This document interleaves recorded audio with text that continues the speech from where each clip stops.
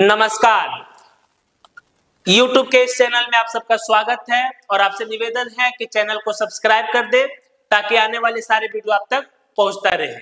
तो आज हम लोग बात करेंगे बिहार का एक और चर्चित लोकसभा क्षेत्र खगड़िया लोकसभा क्षेत्र।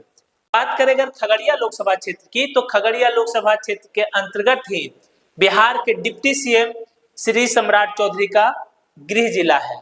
उनका घर भी इसी क्षेत्र में आता है। इसके साथ ही साथ स्वर्गीय रामविलास पासवान, चिराग पासवान या पशुपति कुमार पारस या प्रिंस पासवान, ये उन लोगों का भी ये गृह जिला है और उनका घर भी इसी क्षेत्र में आता है। वहीं बात करें अगर इस क्षेत्र के वोटर्स की संख्या, मतदाता की संख्या, तो ये क्षेत्र यादव बहुल क्षेत्र माना जाता है। खगड़िया लोकसभा क्षेत्र की बात करते करते ये भी बताते चले कि खगड़िया लोकसभा क्षेत्र 3 जिलों के विधानसभा क्षेत्र को मिलाकर बना गया है। और ये 3 जिला कौन कौन है? तो पहला समस्तीपुर, दूसरा सहरसा और तीसरा खगड़िया। आपको ये भी बताते चले कि खगड़िया लोकसभा क्षेत्र के अंतर्गत आने वाले हसनपुरा विधानसभा क्षेत्र से ही लालू यादव के बड़े बेटे तेज प्रताप यादव विधायक हैं। तो ये कई मायनों में खगड़िया लोकसभा क्षेत्र प्रसिद्ध है। इसके साथ साथ आपको ये भी बताते चले कि यहाँ एक मंदिर है, माँ कात्यायनी मंदिर, जो कि पूरे देश में जाना जाता है।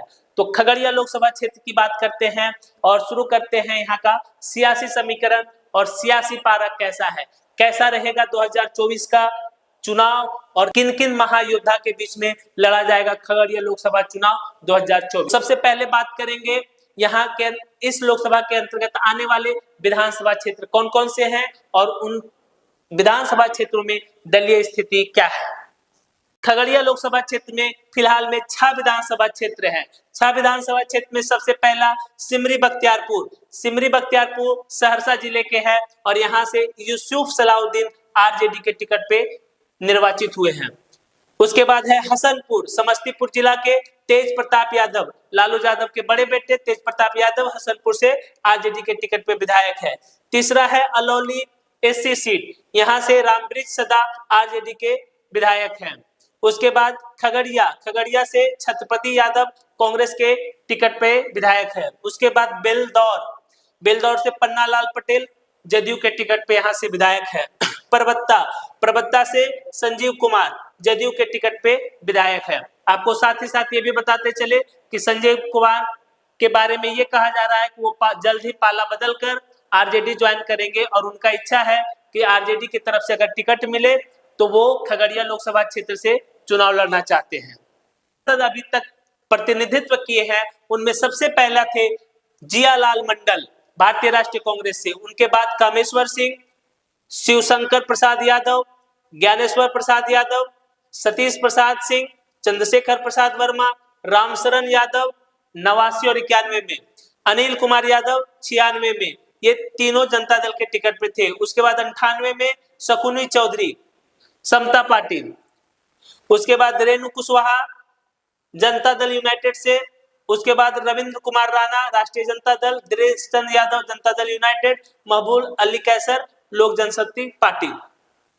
तो अगर यहाँ के संसदीय इतिहास को देखिएगा तो पिछले 3 चुनाव से एनडीए का कब्जा है।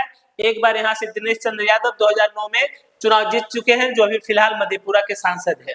2019 के लोकसभा चुनाव परिणाम की, तो यहाँ से महबूब अली कैसर को वोट मिला 5,10,000, वीआईपी से लड़े थे। महागठबंधन की तरफ से वीआईपी को ये सीट दिया गया और मुकेश सहनी को 2,61,000, प्रियदर्शी दिनकर को 51,000। तो अगर यहाँ पर आप देखिएगा तो लगभग 2.5 लाख वोट से मुकेश सहनी यहाँ से चुनाव हार गए थे और महबूब अली कैसर ने जीत दर्ज की। 2014 के लोकसभा चुनाव की, तो 2014 लोकसभा चुनाव मोदी लहर में यहाँ महबूब अली कैसर लोजपा के उम्मीदवार थे और उनको मिला 3,23,000। राजद की तरफ से कृष्णा यादव 2,37,000 और नोटा को मिला था 23,000। तो अगर आप यहाँ पर देखिएगा तो कृष्णा यादव आरजेडी के तरफ से मिला था उनको वोट 2,37,000 और जीत हार का अंतर आप देखिएगा तो लगभग 70,000 के वोट से महबूब अली कैसर ने कृष्णा यादव को पराजित किया। में मतदाता ही भगवान होता है, तो कुल मतदाता खगड़िया लोकसभा क्षेत्र की बात करें तो अभी वहां पे 16,66,000 कुल मतदाता है, जिसमें कि आपके पुरुष को 8,83,000 और महिला 83,000 है। तो यहाँ पर सबसे ज्यादा यादव वोटर्स है जिनकी संख्या लगभग 3.5 लाख है। वहीं 1.5 लाख मुसलमान वोटर्स है, 1.5 लाख निषाद वोटर्स है, जो वीआईपी पार्टी का कोर वोटर्स माना जाता है। निषाद वोटर का भी संख्या यहाँ 1.5 लाख के आसपास है। उसी तरीके से कुर्मी और कुशवाहा दोनों जातियों को मिला दे तो इनकी संख्या भी 2.5 लाख के करीब है। स्वर्ण समुदाय का भी 1.5 लाख वोटर्स है। अगर आप बात करेंगे सियासी और जातीय समीकरण की तो यहाँ पर मुस्लिम, यादव और निषाद की वोटों की संख्या अच्छी खासी है। साथ ही साथ कुर्मी, कुशवाहा अगर दोनों साथ में मिला दिया जाए तो 2.5 लाख के आसपास है और स्वर्ण वोटों की संख्या भी 2.5 लाख है। खगड़िया लोकसभा क्षेत्र में सबसे ज्यादा वोट यादव जाति का है जिनका मतदाता की संख्या 3.5 लाख है। उसके बाद मुस्लिम 2 से 2.5 लाख, कुर्मी कुशवाहा और 1.5 लाख निषाद वोटर है। अब बात करते हैं 2024 के लोकसभा चुनाव में क्या होगा। तो 2024 के लोकसभा चुनाव का सियासी समीकरण और सियासी जाल बिछ चुका है। सभी पार्टियों ने अपने अपने स्तर पर तैयारी भी कर ली है और इस बार भी खगड़िया लोकसभा चुनाव मजेदार होने वाला है।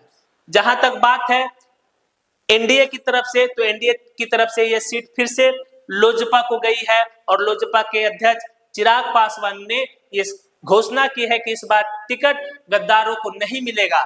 लेकिन क्या उस गद्दारी में महबूब अली कैसर का नाम भी है या फिर उनको उस लिस्ट से बाहर रखा गया है, ये देखने वाली बात होगी कि अगर महबूब अली कैसर को टिकट लोजपा आर नहीं देती है तो फिर नया चेहरा किस पे दाव लगाती है।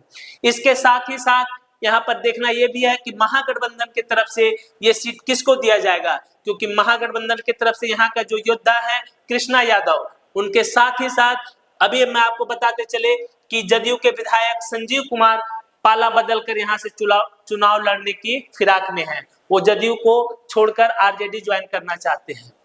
उसके साथ साथ इस लोकसभा क्षेत्र में एक और महत्वपूर्ण फैक्टर है मुकेश सहनी। तो मुकेश सहनी का क्या होगा रोल, क्योंकि उनका गठबंधन अभी किसी दल के तरफ नहीं हुआ और वो अभी फिलहाल ना तो एनडीए में है ना तो महागठबंधन में है।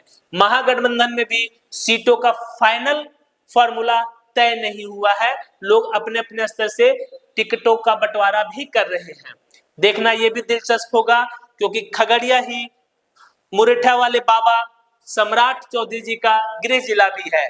तो इनका भी क्या प्रभाव पड़ता है कैंडिडेट सिलेक्शन में, या लोजपा आर महबूब अली कैसर पे दाव लगाती है या फिर कोई नया कैंडिडेट उतारती है, और क्या आरजेडी कृष्णा यादव पे दाव लगाती है या फिर संजीव कुमार पाला बदलकर आरजेडी के उम्मीदवार हो सकेंगे।